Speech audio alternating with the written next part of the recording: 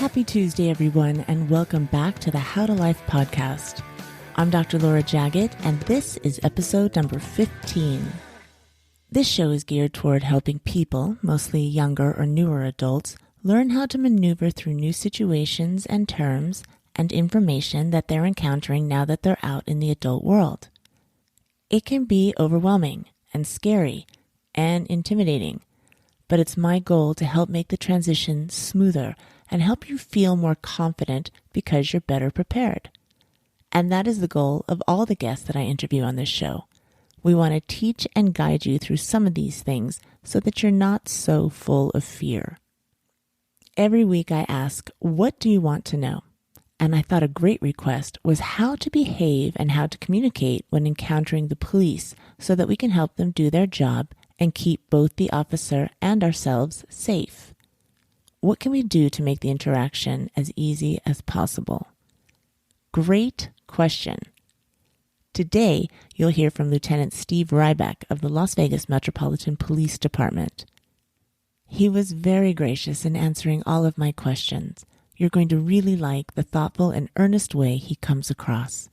And I think you'll have a new perspective of just how difficult this job is. And with this knowledge he's sharing with you, you'll be better prepared should you find yourself in these situations. Let's listen in and learn. Welcome, Lieutenant Steve Riback. How are you? I'm doing well. Thank you. You can call me Steve. Thank you so much, Steve, for being on the show. I really, really appreciate it. What I would like this particular podcast to focus on, I would really like you to educate us on how to behave and what to say when encountering the police in different situations. How can we help the police do their job to keep both the officer and ourselves safe? Well, I think that, first and foremost, I think it's very important for your listeners to understand that as police officers, we understand that the general public is nervous when they encounter us, especially in situations where they may be witnesses, they may be victims, and not necessarily a suspect. So we try as best as we can in certain circumstances to understand that. And I can give you a perfect example of, my heart rate elevates and I get nervous in the certain instances where I myself have been pulled over by the police when I've been off duty. And I work as a police officer. So, it may seem kind of silly for even myself to feel that nervousness, but I think that's probably pretty the normal circumstances with officers.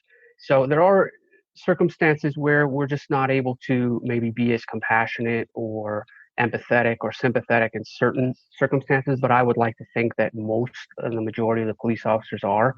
And hopefully today we can discuss some specific instances of what citizens can do to kind of quell their fears and make it just I wouldn't say most contacts with the police are fun circumstances, because if you really think about what police officers do, when we're around, it's not really good things are happening. I don't know anybody that's ever been pulled over and thought right away, like, wow, my day's about to get a whole lot better. That's true. Now that you mention it, let's talk about traffic stops. I know that a lot of this audience is pretty new. They probably have never been pulled over. If it should happen, what are the exact steps to take? Let's say you're driving and you see the lights and you hear the siren behind you. Where do you stop? What's the first thing we should do? Great question. So I would say from the first circumstances of hearing those sirens and seeing the lights in your rearview mirror, you're going to have this adrenaline dump. Your heart rate's going to jump. You're going to seem like you just finished running a marathon. Again, that's normal, and I can't emphasize enough. That's the same feeling that I feel. But you want to take a deep breath, get your wits, and first and foremost, you want to check your mirrors, check all around you, and start pulling over to the right. Some people, in my experience, almost 23 years in law enforcement, there are quite a few people that they will vapor lock, for lack of a better word. They'll shut their bodies down. They'll have that fright response where they're just going to stop. And that's very, very dangerous. It's dangerous for yourself being the location of where you are, and it's physically dangerous also for the police officer. So immediately get over to the right, even if you're in the far left lane. If you're on the freeway, for example, or you're on a 4-lane road in the middle of town, always just slowly move over to the right. The great thing is that you're going to have an officer behind you who's now got his lights and sirens on. People are aware of it. So it's not like like a normal circumstance where you're just pulling right over and got to cross 4 lanes of traffic. So typically people around are going to stop themselves. They're going to do everything they can to avoid the cop. So they're going to create that barrier for you, and just slowly use your turn signal, slowly pull over to the side of the road. And once you get to the side of the road, pull over as far as you possibly can to the right. And the reason why I say that is it's acknowledging that the police officer has also got to utilize that space. And if you think about the side of a road, there typically isn't too much room over there. You might have like a bike lane, you might have a little bit of, gutter area. But the officer is most likely going to position their car a little bit off center of your car and a few feet back to create kind of a little bit of a buffer zone. So when they get out of the vehicle, there is some room for them to maneuver and work with other traffic that's going by, not impeding or potentially causing a dangerous situation where they themselves could get physically hit. Are they going to approach you on the driver's side, or can they ever approach you on the other side? They can do either circumstance, and I myself have done both. It just depends on many factors. It could be the level of visibility, whether it's daytime, nighttime, if they can see into your vehicle. Because you got to understand, from the police officer perspective, we're pulling you over. We almost never know the gender. We don't know the race. We don't know anything having to do with who's driving the vehicle other than what we have seen physically from probably a distance behind. If you ran a stop sign or you ran a red light, I don't know who the driver is. And especially if we're talking about where we live in Las Vegas, typically people have a lot of tint on their windows to keep the heat down. Yeah. So I would say almost every instance, we don't have any intelligence, no intel about who the driver is on that vehicle. So that plays a role. Now, you yourself, you may be thinking, wow, I'm a 20-year-old female like this. I'm no threat to the cop. But until we physically approach and talk to you, we don't know what we have in that situation. And unfortunately, that unknown, it's those first few seconds are very, very dangerous for the police, and we take it very seriously until we can bring that threat level down. And we know, okay, it's just everyday citizen, or the person is compliant. They have their hands on the wheel, and other factors that I can get into of what you should be doing next. Well, that's good. That's what I want to know. While you are assessing, before you approach the car, what can we do to help bring that potential threat level down? Fantastic question. So what I would say is, again, going through, you've pulled over, you're all the way to the right. Create as much room for the cop as you possibly can by pulling to the right. And then I would say at this point, turn on the interior lights of your vehicle. It's a good habit to get into, whether even if it's the middle of day. I guess if it's the middle of the daytime, you don't need to. That's irrelevant. But right away, I would roll down all 4 windows of your vehicle. Okay. And what that does is that creates a calming effect right away for the police officer. Because as I said, we don't know who's in the vehicle. We don't know what's in the vehicle. Right. And so that's gonna immediately diminish that level of danger that the police officer may be feeling. And as an anxious moment as it is for you, that's a level of anxiety for police. Understood. So if we can see inside that vehicle right away, that makes the adversarialness that much lower. And then I would say the second thing to do after rolling your windows is put your hands on the steering wheel and just leave them. You talk about when you learn to drive the 10 and 2 position. Yeah. That's a great place to put them, or just put your hands kind of where they could be seen. Exactly. Like, I guess if we're using the hands of a clock, 11 and 1 is perfect. And what that does is you nailed it. It allows the hands to be seen. And so we're taught as police officers, hands can kill you. You could say guns and knives and any weapon could kill you, but ultimately, in order for that to happen, they have to use their hands. And so if we can see your hands at all time in that immediate access area around you, that makes the situation that much better. And I will, as just a little bit of a tip, it's not a guarantee, but doing this for a police officer, that might just right away. I've heard circumstances where officers approach and they say simply, "Hey, thanks for rolling down the window." And right away, they're creating that dialogue with you that, hey, you know what, that respect level, that could potentially, turn your adversarial ticket getting into just getting a verbal warning. And I'm not going to say that's going to happen every time, but that increases your possibility. It sounds good. It sounds respectful. It sounds safe. And really, the goal is to decrease the tension on both sides. And that helps. Certainly. So now what do we do? Windows are down. Hands are on the steering wheel. Officer is approached. Do we wait for instruction at that point? So the verbal talking that's going to come from the officer is going to differ every officer. Some officers may go right into, "Hey, the reason I pulled you over is you ran that stop sign, license, registration, insurance." And so they may do that. They may do a greeting. They may walk up, "Hey, I'm Lieutenant Ryback. The reason why I pulled you over is back there at whatever street, A and B Street, you didn't stop at the stop sign. And, can I have your license, registration, and insurance, please?" And they're typically, we are not trained. I know you see it on TV and movies of, "Hey, do you know the reason why I pulled you over?" I don't know too many officers that do that. I'm sure there are some, but some people have asked me, is that a ploy to get you to admit to something or to admit to what you've done? And I just think that's, I don't know where officers have learned it. We've never learned that on our department. But if you are asked that question, I would just say, "You know what, I apologize, I don't know." Or if you do know, you could admit it. It's not a court of law out there.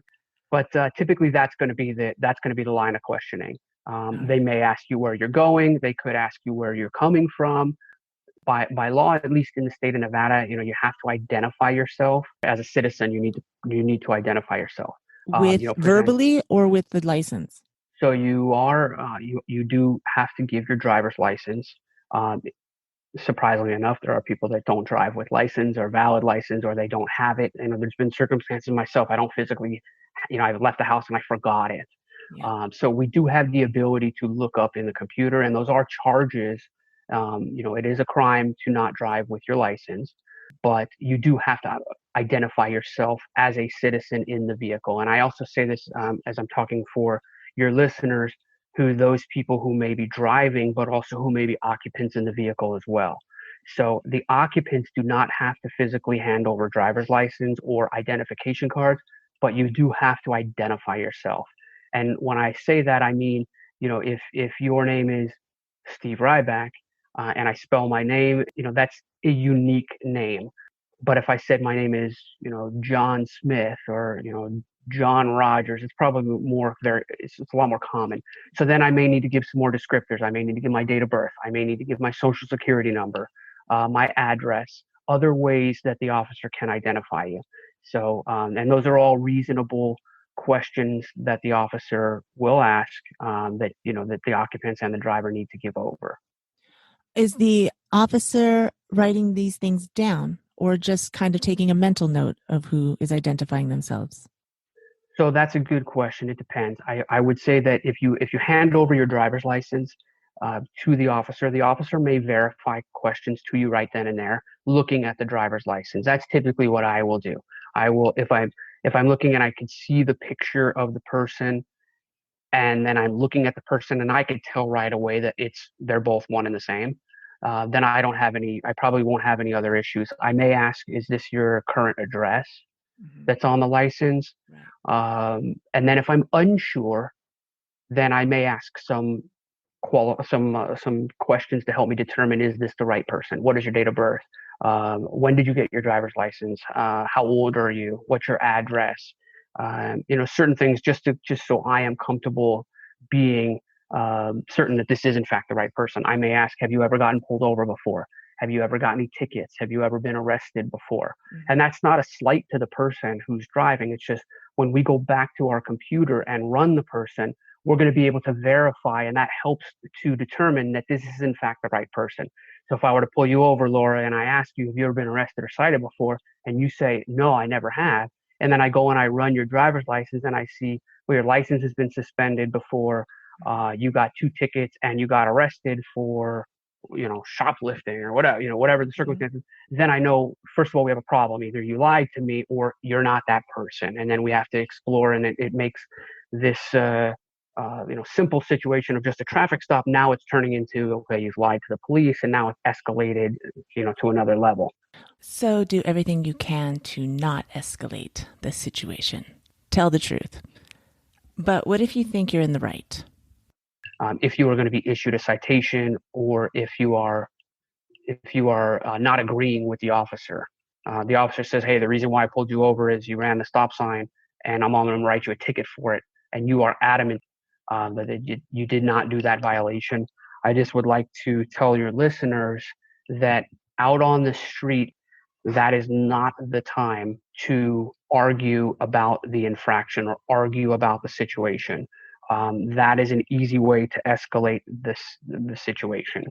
Now, certainly, you can raise objections. You said it earlier. The term respectful. I think you can raise your objection respectfully. With all due respect, I thought I did stop at that stop sign, but if you start yelling and screaming, cursing, I didn't do this, I want my lawyer, I'm not signing the ticket, that's where problems are going to occur. If you were to get a citation, the citation is not an admission of guilt. The ticket does not mean, yes, I am agreeing that I ran the red light or I ran the stop sign. That is not it at all. All you are signing the ticket for is just that you are promising to appear in court. And on the ticket somewhere, typically near the bottom, it will say a court date and time and an address of where you need to go if you want to proceed with fighting the ticket or trying to get it amended, which you have your absolute right to do. If I can impart any wisdom, I just would say, just be respectful during the car stop, and both the cop and the citizen, I'm sure, just want to get on with the rest of their day at that point and move along. Is there ever a time where we will be asked to get out of the car? That could happen, certainly. And in the state of Nevada, you don't need a reason to be pulled out of the car or asked to exit your vehicle. In the state of Nevada, technically every traffic offense is arrestable, meaning you could technically go to jail for running a stop sign or speeding. Now, we don't typically do that because we are going to issue a citation in lieu of arrest. Meaning, we don't want to take people to jail for those because it's just a minor traffic infraction. But based on that, that gives the officer, my point of explaining that is, it gives the officer a reason to stop and talk to the person and make that a detention, a lawful detention. What if you're a young person? Let's say you're a young woman. It's nighttime and the officer asks you to get out of the car. Can you request another officer to come? You could. If doing so, I would be, just be respectful about it. Explain, officer, I'm very nervous. I've never been pulled over before. Maybe I watch too many movies. I don't know, but is there any way that I could just have a second officer? Another idea is when you do pull over, I have heard circumstances where people who are alone in a vehicle are nervous to make sure that it is an officer. They want to make sure that everything is safe. I tell people, pull over to a well-lit area, maybe to a parking lot or somewhere nearby where it's a little bit more out in the open. That's fine. It could be difficult if you're not in a situation where you're close to an area like that. But certainly you have a right to request another officer, but that does not necessarily mean that it will be granted. Okay. Understand that you are perfectly allowed to record the incident on your cell phone. If you're going to do so, I would recommend you not take your hands from your wheel and go to your cell phone. Right. But you could tell the officer, hey, I just want to record. That could make it seem a little bit more adversarial. But you absolutely have that right. You have that right to do that. Now, the officer could tell you, leave your hands on the steering wheel until I go back to my car. Then you can go and get your cell phone. It just depends on the comfort level of the officer. But I would say in this day and age, most of the officers that you're going to encounter, they have body cameras. And so when you're wearing them, the officers will typically say, "That's great. I'm recording as well." It And makes it easy. and I think it comes down to the tone of respect. That sets the Absolutely. tone for everything. Absolutely. That is going to you nailed it. I mean, that's going to set the tone, and I like to say that a lot of times people who are rude or disrespectful, they're actually writing their own ticket for themselves. Yes. Because as soon as I approach the car, I don't even have a chance to explain to them why I pulled them over, and I may have it with the full intent of all I'm going to do is just go to the window, tell the person, "Hey, listen, what you did was dangerous, and don't do that again," and I'm going to be on my way.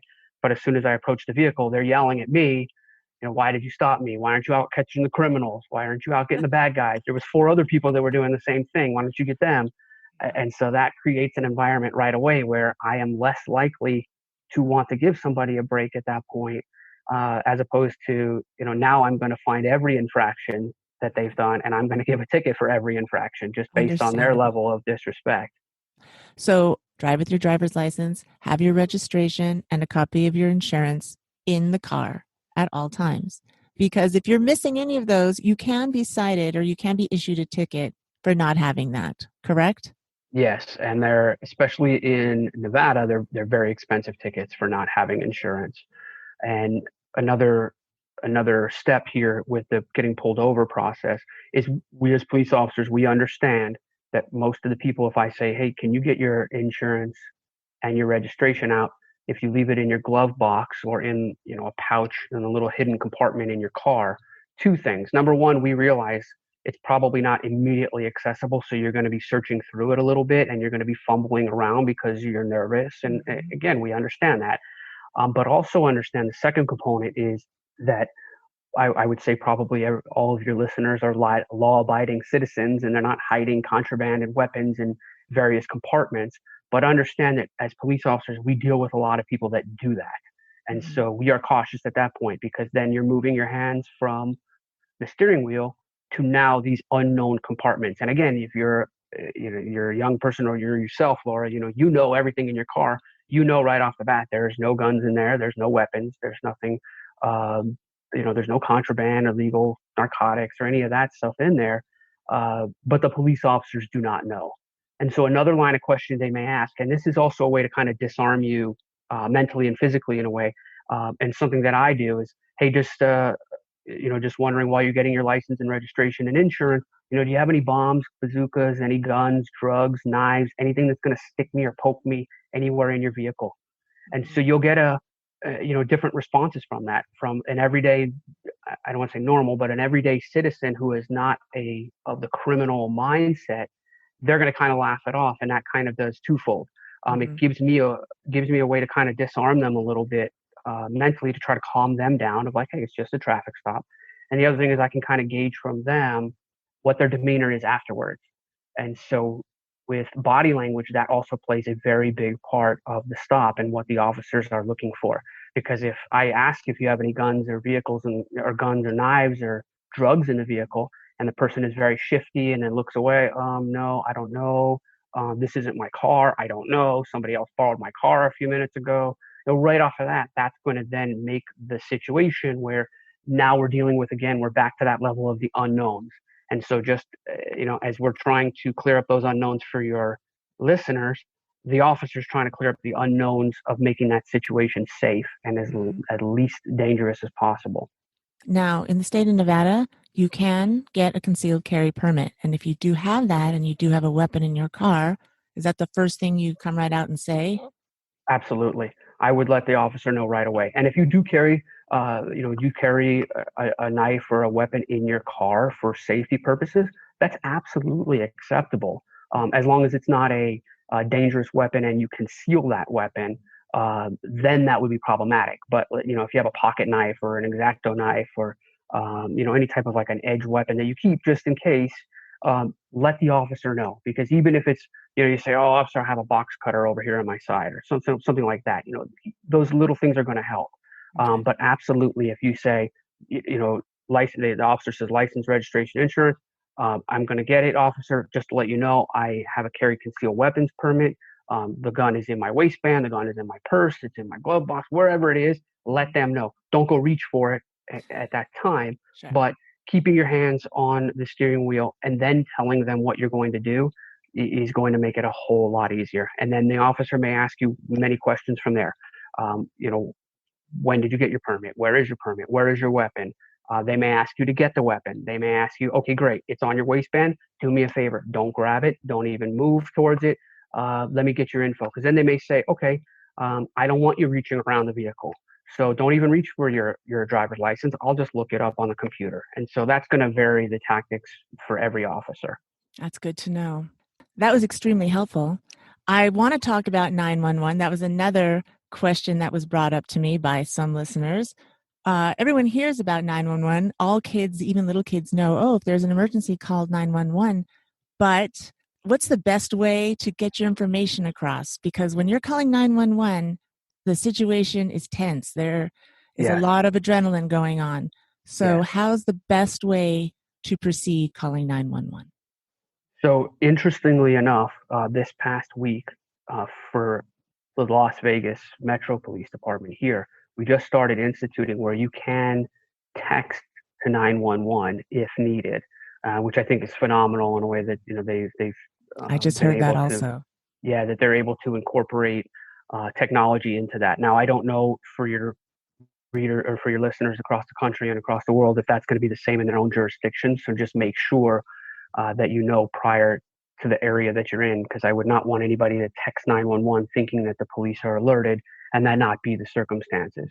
Right. So just make sure that you are aware of that. But in terms of calling 911, there is a lot of information that comes across when you dial 911 that the police are able to ascertain. And it is different for whether you're on a landline, meaning an actual phone at your house, or that you're on a cell phone. And I know that home phone numbers or home phones are very limited. Not everybody has those now. It's actually less frequent than it used to be. So it used to be with landlines. Typically, the caller ID would show up at on the computers of the call center where the 911 call taker would receive the phone call, and they would be able to get right away the address, maybe the name of somebody at the home, who's on the phone registration. Typically, they're able to get that basic information, but it's not always the case with a cell phone. So I would want your listeners to understand that there may be situations where we're able to, in a situation where they call 911 and we just hear nothing in the background. It may be able to be traced or tracked. It may not. So it is very important to understand. You do not want to rely on that. If you just have an open 911 line, that they will be able to be traced. I know you see that in movies or on TV, but it's not 100% on the capability of that. So I would say certainly if you're dialing 911, you're in an emergency situation. Maybe you've witnessed a crime, maybe you're involved in a crime, or there's a traffic accident, any type of scenario where you would call the police for an emergency. You would want to get basic information out of what is going on. Typically, when you call the 911, they're going to ask you, is it for police, fire, or medical? Mm-hmm. So you want to quickly distinguish between that, because every second is going on where that could be life or death. So you just want to let the call taker know what's going on. So you distinguish between police, fire, or medical, maybe combinations of all of them. So don't feel like you need to determine that yourself, but they may send the police and medical, or they may send the fire department and the police. It just depends. But you're going to want to distinguish that pretty quickly. And based on the scenario, I would, even in a serious situation, hopefully you just take a deep breath, you'll be able to articulate that. And the call takers are also very well trained to try to elicit the information, because as I mentioned before, with police officers, we understand that you're going to be nervous and scared on a car stop, or that when you come into an interaction with us, the call takers also understand that if you're in a traumatic situation, I mentioned the word vapor lock before, your body is locked up and you're in fear. So you're not going to be thinking clearly, and we're well aware of that. So we may kind of string you along of, okay, where are you at? Who is around you? Are you in any immediate danger? They're going to just start asking you different questions based on the information. So the big things are to know where you are, first and foremost, and then describe what is going on. They may ask you if there is an accident, uh, and then who's out there, if there's any injuries, and then they'll go from a wide picture to a more specific. Meaning, let's say you're calling you were involved in an accident, so they're going to say, are there any injuries? Okay, who was injured? Is it a male? Is it a female? What type of injuries? Are you seeing a lot of blood? Are they breathing? Are they awake? And then they're going to start going into then more of, okay, well, what are the types of vehicles? Because you may not know it's a Dodge truck or a Honda Civic. So they're going to say, is it a 4-door, a 2-door? What color is it? Just to try to get some information. But also, while they're asking you questions, they're typing this into the computer, and then it is being set up as a call to be broadcast or to be sent out to the officers or to the medical personnel or the fire personnel. Because sometimes people get frustrated. They're like, well, stop asking me questions. Just get the police to me. That's all I need. But you rest assured that as they're doing this electronically behind the scenes, this is getting pushed out to the police officers and to the departments and the areas and the sections that need to respond. It's much easier to call 911 when you are not involved in the emergency, but sometimes something is happening to you or your people, and your response is going to be different. I had the opportunity to explain to someone when there's an emergency and you're calling 911. I told her to think as if you only have one opportunity to get the information across. And if you know you only have one chance to get it across, you're going to have to slow down. You're going to have to think clearly and give over the information clearly, slowly, deliberately, because you waste more time being hysterical and having the call operators ask you to repeat yourself. So that's important information to know. And I mean, we always want to think that in traumatic situations or in situations where we're scared or nervous that we're going to operate at a perfect level. But these are just situations that you just have to try to mentally prepare and to practice for, of just to try to take a deep breath, try to calm yourself and get the information out, because like you said, it's very, very critical. And you can, you can whisper into a phone if you need to, if you're in a situation where maybe you're hiding or you can't speak loud. Maybe you're in a situation where you don't want anybody to know that you're calling the police. Certainly those are situations where we'll still be able to hear you. Other times I say leave your phone open. You can call 911 and we can hear you in the background. So if we hear screaming, we hear that there's some sort of commotion, or there's a fight going on, or whatever the circumstance, we can hear. We're trying to distinguish ourselves. Is this a false dialing where somebody made a mistake and dialed 911, as opposed to that we need to get there quickly because there is an emergency or some sort of situation going on.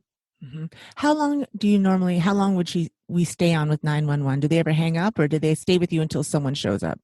So it just depends on the situation. Some call takers will ask, do you want me to stay on the line with you until the police get there? It just depends on the scenario, on the situation. So you can call back if you lose them, which happens on cell phones sometimes.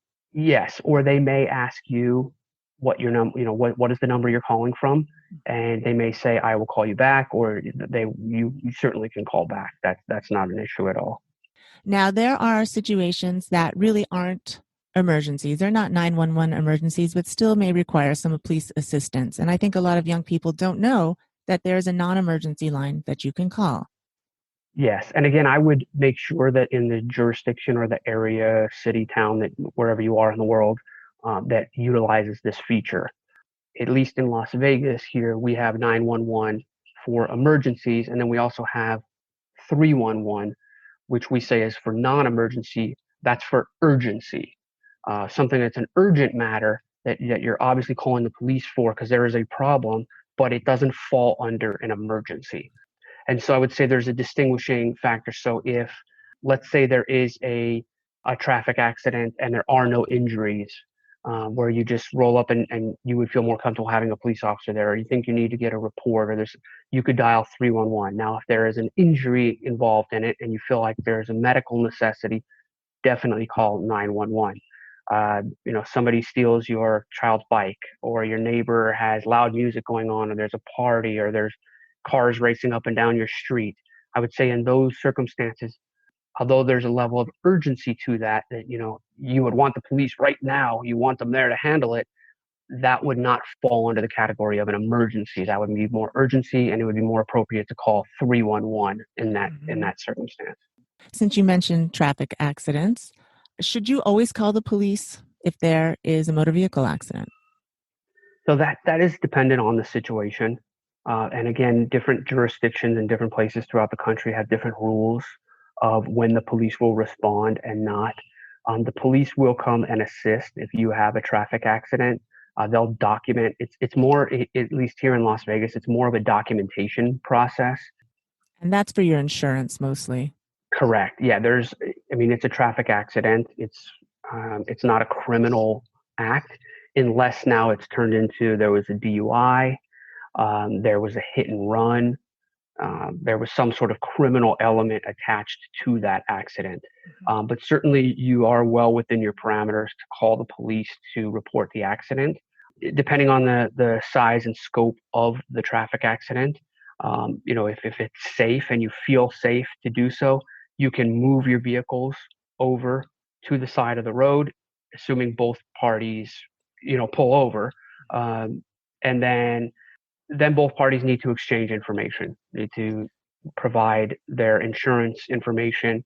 We just call it a driver's exchange, where the drivers will take pictures of each other's driver's license and their insurance cards. So if there's any witnesses out there, I would get their information. But if it's really minor, you don't have to call the police. You can do it yourself.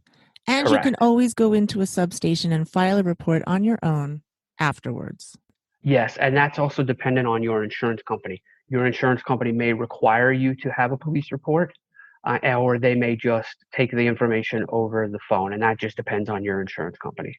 If it's a major accident and the police are called, and let's say there are other emergency vehicles, what are you, as the police officer, doing at the scene?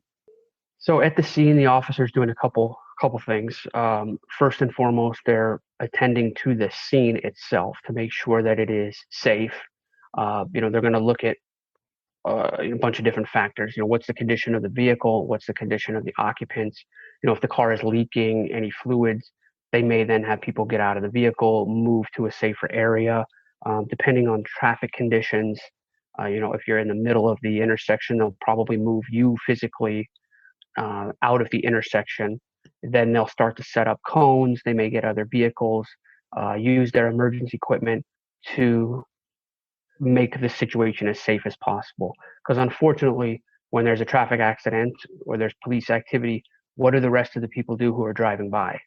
They take their eyes off the road, they become looky-loos, and they end up looking at the situation themselves, and that is dangerous. If you've ever sat in a lot of traffic, what happens as soon as you are 5 feet past that accident is that the roads open up. And if everybody would just drive normal and say a little prayer for everybody involved of like, hey, I hope everybody's okay, but then just stop looking at it and drive, then it wouldn't cause such a backup of traffic. Yeah. Are citations given at that time? So it depends on the situation. Certainly there could be citations involved. It depends on the location, whether it happened on private property or out on the roadway. Depends on the circumstances and then what was involved. But certainly traffic citations could be issued. And now I want to kind of move into a different area of burglary or home invasion. Let's say you are gone, you come home and you realize that your house has been burglarized. What should you do? Are you touching anything, or do you just call the police right away? So I always recommend people call the police right away. Depending on your level of comfort, you could look around the house. Some people like to make sure that nobody's in there. I also, in those circumstances, I would recommend that if you feel there is a possibility that there is somebody in the house, even if you're not sure, as I say, any possibility, I would just call the police. and then let us know that, the house has not been searched, or that you think that there's somebody in there. Whatever it is that's going on, articulate that. And we will come. It's very common that we will go, and we call it clearing the house. We will send in several officers, and we will physically go through every room in the house to clear and make sure that there isn't anybody in your residence. And then at that point, then the investigation will begin of the report taking, what items were taken. If there's any evidentiary value in the house, we say don't touch anything, because depending on how they got into your house, there could be a lot of evidence that we can use to find out who entered the home. Now, let's say you have a home invasion and you happen to be in the house and you hear someone enter. What should you do? So first of all, that's very, very traumatic situation, and I pray to God that nobody has to deal with that, and especially any of your listeners, because I would say in my experiences with criminals, the typical criminal, especially one that's going to try to get into your house or your car for that matter, anything associated with your physical property, they are most likely under the premise that nobody is there. And so I backtrack a little bit to tell people one tip that I have is somebody knocks on your door, and let's say you have the ability to answer that door verbally. You don't have to physically open the door, but I always tell people acknowledge that there is somebody in that house. And the reason why I tell that is to prevent a potential home invasion, because most criminals that are burglars that are going around, they do not want to be confronted by anybody. They don't want to be seen by anybody. So the fact that they know that somebody's in there, they're going to move along. And so there may be a ruse involved. Maybe they're knocking on, trying to purport themselves as being a salesperson. And so when they knock on the door and nobody answers, now that they think there's nobody there. So then maybe they go and they start looking at a side window, and then they can physically see in that area that nobody is there. So then they're going to maybe look another area, or they're going to then try to break into the home. But if you announce yourself, then, and this could be even for children, teach your children that even if they're left at home, have them yell to their mom or dad. And this is something you got to practice with a child. Have them yell like, "Hey, mom, someone's at the door," and they can pause for a second, and then they go back to the door. "No, my mom says go away. We're not interested." Even though there is nobody at the house, it's just the child there. And these are things that you're going to have to rehearse and practice and explain to the child of why, because God forbid if that child's home and a burglar or a thief thinks there's nobody there, there's now a situation of a potential home invasion. Well, that actually makes a very good case for acknowledging the knock, because a lot of people just ignore it. And I always tell people, yes, it's a pain. If you have camera system, or I know that what is it, like the Ring doorbells. There's a lot of different doorbells now where you don't even have to be home, but you can talk to the person, and that's a big deterrent because criminals now, they understand that, okay, there's a Ring doorbell or that type of device, that at least I'm being seen on camera, and I don't know whether or not the person is home. But I tell people always acknowledge. You could tell people, listen, I'm not interested. I'm not opening the door. Go away. Or whatever it is that you want to do to verbalize whatever tactic you want. And there's a million. Be creative.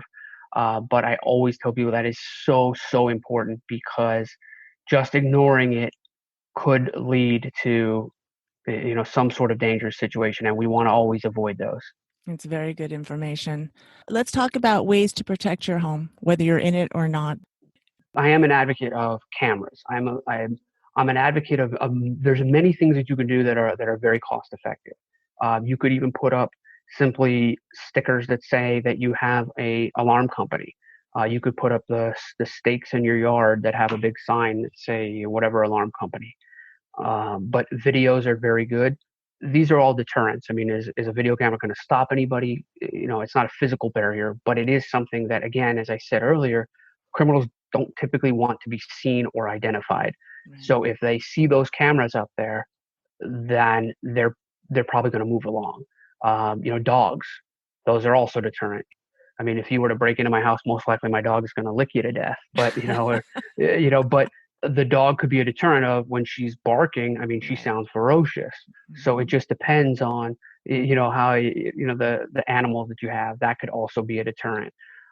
Good lighting is also very important. Motion detectors are very good. And those are inexpensive ways. You can get ones that are just, you don't have to necessarily wire your house for them. There's some that are solar, but good lighting, because criminals are looking for areas to hide, to not be seen. If you have bushes in front of your house, or you have areas where they could be undetected, those could be seen as areas where a criminal is going to gravitate towards. So you want to make it where you're kind of the path of least resistance. Always lock your doors. It's very simple. A lot of the cars that get broken into, unfortunately, they're left unlocked. And I know sometimes, it's a mishap. We forget to lock our door. But I would say more often than not, a burglar's going to go and work in the neighborhood. They're just going to go into a neighborhood, and they're going to start walking down the street, and they're going to start pulling door handles and seeing what cars are unlocked, what windows are down, and they're looking for that path of least resistance. So make it hard for them. Exactly, make it difficult. So have you could be part of a neighborhood watch. Look for different things. If you have newspapers or subscriptions that come to your house, packages on the door, get those as soon as possible. If you know you're getting a package, maybe talk to one of your neighbors. Hey, do you mind going and grabbing it? Or you're going to be out of town, stop the newspaper. It's kind of cliche of, you see the newspapers piled up, but even if you don't get the newspaper, we have here in my neighborhood, they pack up like a weekly ad that gets thrown on our driveway. And so you can see down the street, if you're just driving, I myself notice, oh, there's 4 of them there. And, obviously the neighbor hasn't been there in a while, or maybe they're just lazy and they're not picking it up. I don't know. But to a criminal, they may think their first thought is probably going to be, nobody's there. And so we want to create those safe environments. So just pick it up, get it out of there as quick as possible, and make yourself as safe as possible. Don't be a target. That's wonderful information. And finally, I just want to go over one thing. If you need to approach an officer for help, you're out on the street or whatever, and you see a police officer, how do you approach? How do you act? What do you say? Another great question. Depending on the circumstances of where the officer is or what they're doing, that's going to kind of dictate the approach that you should go at. So if you see an officer pulled over to the side of the road, for example, you can approach the officer simply by pulling your car in front of the officer. Don't pull from behind. Officers, we don't like things coming up from behind us. It just makes us uneasy. But if you were to say, park your car in front of the officer, maybe 10 to 20 feet ahead, get out of your vehicle, and then you could just kind of either stay near your vehicle or walk towards the vehicle where they can see you. And then you can approach the officer that way. If you see them while they're in the middle of a call or at an address, I would wait. You could give verbal cues or body cues of, if they acknowledge you and maybe you wait on the other side of the street, or like a house down or something, you get their attention. You can verbal cue, put up your hand like you have a question type of a thing, or display that to let the officer know, hey, when you're available, can I speak with you? And then if there is a situation where you're unknown and you can see the officer is alone, or in a situation where it appears, at least to you, that they're not in the middle of something, you can simply just walk up to them from the front and just say, excuse me, I have a question, I have a problem, I need your help, whatever it is that you need from them. Well, Lieutenant Riback, Steve, thank you so very, very much for answering all these questions. I just want you to know that I appreciate you and all the work you do. I know it's a hard job. You're always on high alert and there's a lot of tension involved. So thank you very much. And thank you for sharing with all of us law-abiding citizens to help your job be easier. Thank you so much, Laura. I appreciate the opportunity, and hopefully your listeners learned a few things and help them out. And also hope that a lot of the advice that I gave, they never actually have to use. That would be amazing. That's the goal of this podcast. Thank you for the opportunity. That was really good information. And I hope it helped to give you a little perspective from the officer's point of view. And a few tips how to make any interaction with the police more efficient and as cooperative as possible. Just make a mental note of what you learned today in case you need to apply it in the future. But I am with Steve in hoping that you will never need to use this. But that was a fantastic question, and it came just because I asked what you wanted to know. Great job on that one. So let me ask again. What else do you want to know? You can send your questions to me at drlj@howtolife.com, and I will find an awesome expert in that field to break it down for you. If you enjoyed this show and you want to learn more, please consider subscribing to this podcast on your favorite podcast platform. I've just been added to Google Podcasts, so you can find me there as well. And check out the Mominars on YouTube and subscribe for short video tutorials on how to do basic life skills. Show notes for this show can be found on my website, howtolife.com/015.